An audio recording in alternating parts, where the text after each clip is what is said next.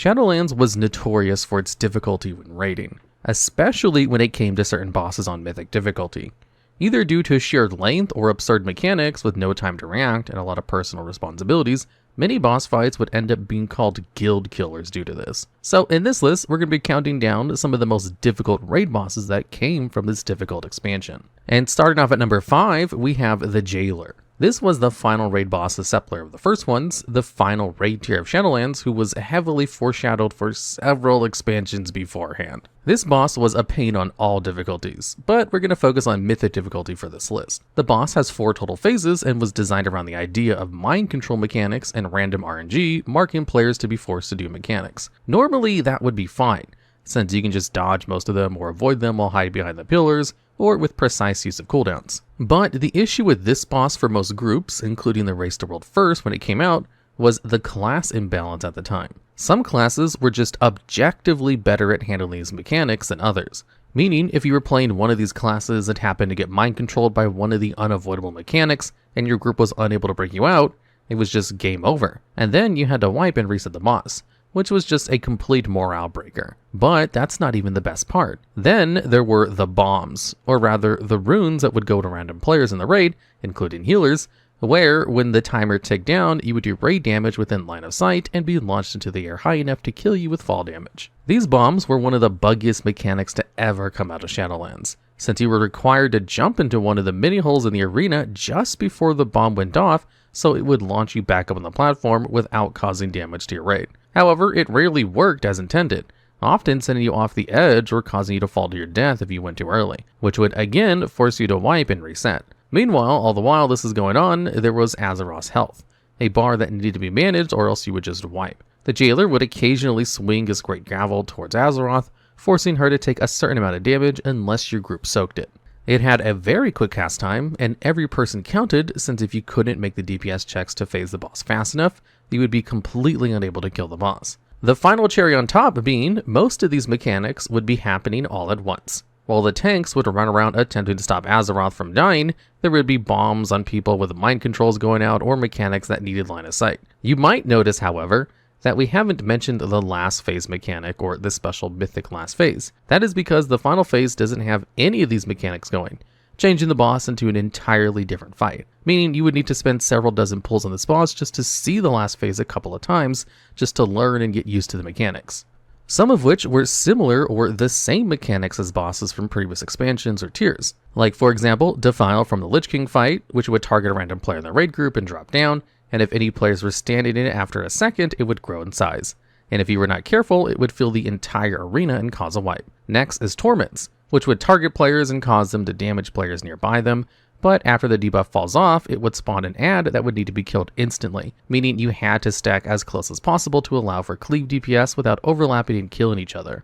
Then there were the Chains of Anguish, where if you didn't snap them, they would wipe the raid. But if you snapped them all at once, you would also wipe the raid. All while this is happening, you also had Rune of Domination, which was a stack mechanic which would target 2 players, meaning you needed 2 equal stacked groups to avoid wiping due to the overlap.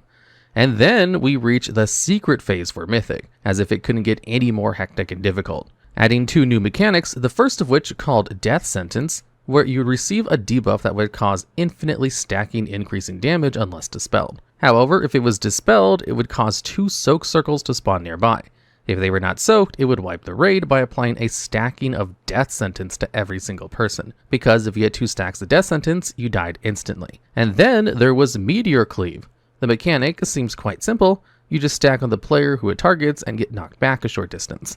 But all while this is happening, Defile would be out, and there would be holes all over the arena, so if you misaligned yourself, it would all kill you instantly without any counterplay. And today's video was brought to you by HelloFresh. They're helping people kickstart the new year with easy, nutritious, and delicious recipes. Plus, they're offering something pretty cool. Free breakfasts for life. That's 1 breakfast item in your HelloFresh box every week as long as you're subscribed. They've got their biggest menu yet, with over 50 dinner options every week and plenty of healthy choices. You can pick from their calorie smart and protein smart recipes, and everything comes pre-portioned and ready to cook. It's simple and saves time. Personally, I've enjoyed not having to think about what to cook. Everything's just there and it works. Because I know if I put too much time to think about what I have to make when I'm hungry, I'll just order out and ruin my diet. So if you're interested, give it a try. Support the channel by clicking my link and subscribing to HelloFresh. Every purchase helps me produce more videos for you. And at number 4, we have Painsmith Raznal. This was the 6th boss of the Sanctum Domination and the last boss of the Dark Bastille section of the raid. And as the name implies, this boss was painful in so many ways. The main mechanic for this fight was the square pattern on the floor that would have spikes come out of them in certain patterns depending on the mechanics happening. This boss has 3 phases with 2 intermissions. In phase 1, you would have to dodge the tank axe and not be in line of sight like a plus sign or get spiked. And at the same time, the boss sends out traps that if stepped on do raid-wide damage and make you take more damage from them. The boss would also designate 3 ranged players to have chains around them that would knock players who got within 5 yards away. This combined with the final main mechanic, which were the giant spike balls that would slide from one side of the arena to the other, made it incredibly hard to stand anywhere without getting hit by some mechanic. Because of the nature of the spike balls being that they were an instant kill mechanic, that even if you somehow survived it, stunned you for 8 seconds, you were forced to just eat certain mechanics to not get hit by the spike balls, which would result in being knocked off the edge, being blown up by the traps, or being spiked by the boss. Then in phase 2, the tank axe turns into a tank hammer, which begins the problems. Not with any actual difficulty, as all it does is cause spikes to come out from away from the boss. You just need to step over the line and not get hit. Or you would, but this boss is famous for how unoptimized it is, since a common issue in WoW is the hitboxes for mechanics which will lag behind when they happen, which would end up causing you to get hit by many things you were not actually standing in.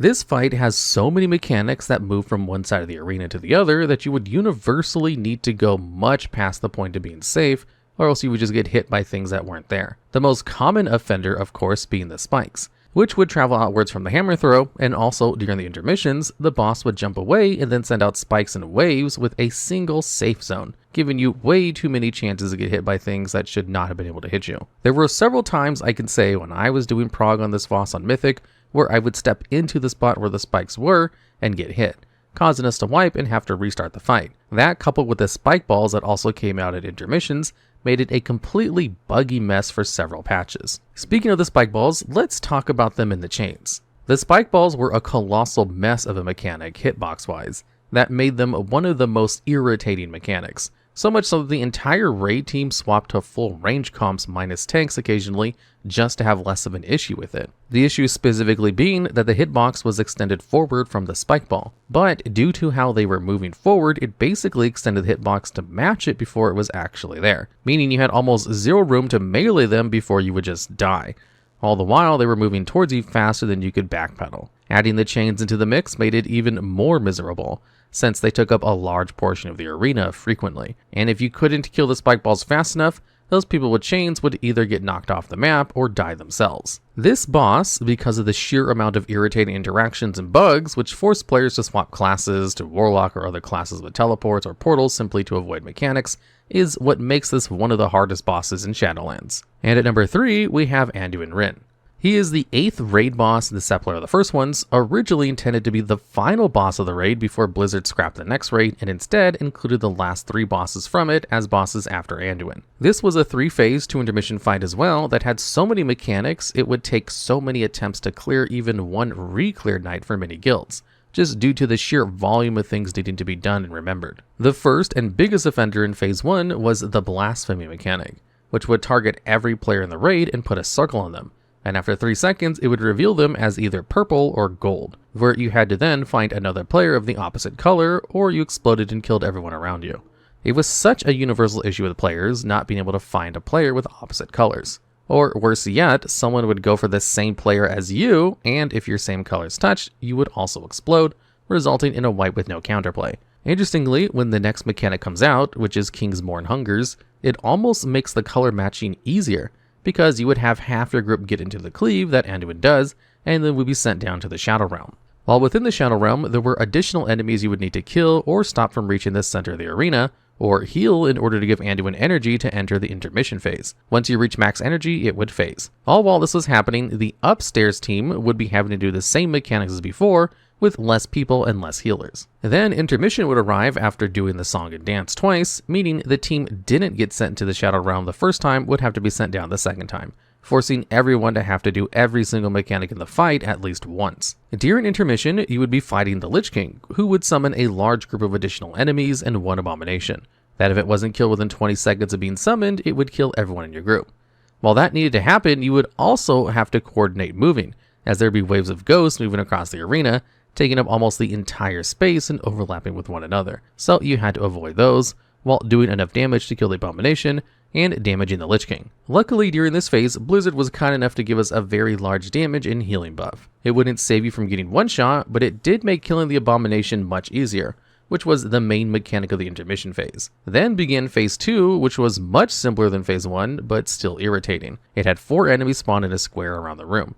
If not interrupted or crowd controlled, then they would cast a fear ability and you were forced to wipe. Normally that would be okay, but Blizzard cannot let us have nice things. So we'd be forced to kill them all as quickly as possible while keeping all 4 of them crowd controlled, or else the next set of enemies would spawn. You would then continue to fight into another intermission, praying to not die and do enough damage to survive, before finally reaching the final phase, which had only one mechanic. You had a debuff that made it so that if you touched anyone, it would kill you and them, and anyone else around you. The only way to get rid of the debuff was to walk into the center of the arena, which would do raid-wide damage based on the amount of people it has touched, meaning that if you touched it even without a debuff, you would cause your raid to take even more damage. This, by the way, all to be done within 30 seconds, or whoever wasn't dispelled would die. This fight was so brutal for raids that even during the race to World First, it took over 200 pulls for Liquid to do it, which they only did because their tank was able to solo the last 0.5% of the boss's HP. It was also one of the maybe 10 bosses to be nerfed during progression of Race to World First, the Jailer ironically being one of those as well, and another one that's going to be next on our list. And at number 2, we have Halondrus the Reclaimer. Halondrus was the either 4th or 7th boss of the raid, being the end wing boss for the Ephemeral Plains. This fight has 3 phases where you travel between 3 different locations with added mechanics when you arrive to a new area. This fight was such an incredible wall for Race to World First and for many other raiders that it was the boss that was pulled the most for the entire expansion, due to the incredibly high DPS wall and the constant mechanics going on. This fight during the time of the Race of the World First took so long that it birthed several memes about how difficult it was, but also because it was shaped like a crab, making this the Crab Raid boss because of the amount of dancing to do with dodging mechanics. For a not so brief overview, there were about 7 extremely important mechanics going on the entire fight that would accelerate and magnify the further you got into the fight. First being the mythic mechanic, there were bombs called volatile charges that would kill the entire raid instantly if they were not picked up, or rather they would if the timer ticked down to 0 even if they were picked up. What you had to do was juggle the bombs between 2 players in order to reset the timer. So you would have 3 teams of 2 for the first area, then add 3 more teams of 2 for the second area, and then in the last area, everyone would have a bomb except for the tanks. Next, you had the Earthbreaker missiles, which were circles around every person in the raid. They did unavoidable damage before dropping onto the ground, which would put another circle on you. So you ended up having to dodge the first circle you dropped and your ally circles, all while trying to do damage to the boss. After that, we have the seismic tremors and crushing prisms. The tremors would be giant lines that spawned pools that sent orbs into the boss. If any orb ever reached the boss, it would instantly wipe the group, even through defenses. The crushing prisms allowed you to drop a spot that would slow the orbs by being dispelled in front of them. However, there was also a stacking dot that would eventually kill you if not dispelled. Speaking of the orbs, they were required to be blocked or else the raid would wipe, as you know, but the boss would also cast Reclaim, accelerating their spawn rate and forcing you to get pulled to the boss as well. And if you ever stood directly under the boss, you would die. And lastly, of the main fight mechanics, we have the Light Shatter Beams and the Planet Cracker Beams. The Light Shatter Beam was a tank mechanic that needed to break the shell off the certain orbs to be able to soak them before they hit the boss and wiped you, meaning you needed to avoid the tanks who had to run around the boss to break these things and dodge all the other mechanics and soak orbs. Speaking of painful, unavoidable mechanics, we have the Planet Cracker Beams, which were 2 sets of 4 circles that were constantly orbiting the boss. They would turn on and off occasionally in a pattern, but would have to be avoided as well, or you would die. If you managed to make it through all of that, you would then have to be content with the movement phase, where Halondrus would pick his feet up out of the ground and begin moving to the next area. During this time, his steps would do raid-wide damage. You would still need to juggle the bombs, and you would need to stay next to the boss, or ahead of it in order to dodge a new mechanic, that being Shatter. Shatters would come from these large circles between the boss areas, and they would knock you upwards of 50 yards in a direction if you were jumping. So you had to position it perfectly to not get knocked off the map or locked out of the area, especially with a bomb. Adding on the fact that when you arrived into another area, there would be more bombs, and the mechanic would be more numerous and more frequent, There is a very good reason why this fight is as notorious as it is. Liquid ended up with 357 pulls and Echo ended up with 361 pulls, while third place went to the guild SK Pieces, who ended up with 307 pulls. The average pulls for the first clear of the boss post-nerf still ended up being around 250 for each guild that got it, as well as earning the award for the most guilds that have died and are fallen apart during progression. This raid boss has been cemented in WoW history as one of the most difficult bosses ever. However, it was still a well-made fight that was not buggy or unreasonable to defeat, which is why it loses out on the next one on our list. And at number 1, we have Sylvanas Windrunner. Sylvanas is the final boss of the Sanctum Domination raid, and is the most difficult Shadowlands raid boss fight for several reasons. First, let's start off with the main problem right out the gate. This boss on average was twice as long as any other boss in the game, sitting at a nice 12 to 15 minutes per pull, making this the one and only guaranteed double bloodlust fight, an ability which normally has a 10-minute long debuff before you can benefit from it again, beating out Raznal from Dragonflight and Vault of the Incarnates by almost 7 minutes on the longer end of fights. Which is why, when you look at the amount of pulls in the race for World First, it makes sense why the pulls were much lower than Halondrus or even the Jailer. It's because she took 2 to 3 times longer per pull, meaning you could double or even triple the amount of pulls people had on her to get an accurate idea of how long it took. For Echo, it was around 169 pulls, but if we double it, it ends up being 338 pulls. For Liquid, it took 217 pulls, which when doubled puts it at 434 pulls, or even 651 pulls if you triple it. The reason why this fight ended up being so miserably long was because of the poor design of the fight, having a 45-second intermission after the first phase, which would then chain into the main intermission. The main intermission was a 4 to 5 minute long track from the bottom of a chain to the top, where you would split into 2 teams and have to contend with large groups of additional enemies, some with dispels, some with spellcasts, and some that just did a large amount of damage. Then, after making it to the top of the chain, you would be teleported to the next area, causing you to have entirely different mechanics and a softened rage, where you would eventually run out of space in the area from the boss covering the sections one by one in unsurvivable goo on the ground, with only 4 sections to use in the final phase. That was quite irritating, because you would end up taking 10 minutes to make it to the last phase, spending another 3 to 4 minutes on the last phase only to wipe and have to restart. That was also not including the immense amount of permanent dots in this encounter, which ended up causing a mass exodus to create Dark Iron Dwarves, which could dispel bleeds or other mechanics off of themselves, or to classes with immunities to avoid them entirely. I could spend a long time explaining every mechanic, but it's actually very similar to the last mention on this list, that being Halondrus, at least in terms of what mechanics go out, with needing to soak mechanics and dodge abilities and not get pulled or pushed off the map or into a place that will kill you. Making it even worse was the amount of bugs going into this fight when it was the current tier. For example, there was a bug that made you fall through the bridges that would spawn in the long intermission phase, ruining that pull entirely for everyone. Then there was the bug that caused a debuff from one of the Soul Judge enemies during the intermission, called Crushing Dread, to last forever instead of being dispelled when the Soul Judge was killed. The sheer amount of things you need to do for how long this boss fight was, as well for as buggy as it could be at times, is why it ended up being one of the most hated fights of all time, and the most difficult Shadowlands raid boss. Alright, and that's the list. If there's any other bosses you think were even harder than the 5 we mentioned, or if you have any ideas for future videos just like this one, please let us know down in the comments below. And thanks to HelloFresh for sponsoring today's video. Go to HelloFresh_HermerX and use code HeroJan10 and receive 10 free meals plus free breakfast for life. 1 breakfast item per box while subscription is active if you're in the US. The link and code are valid in all countries and respective local discounts will apply.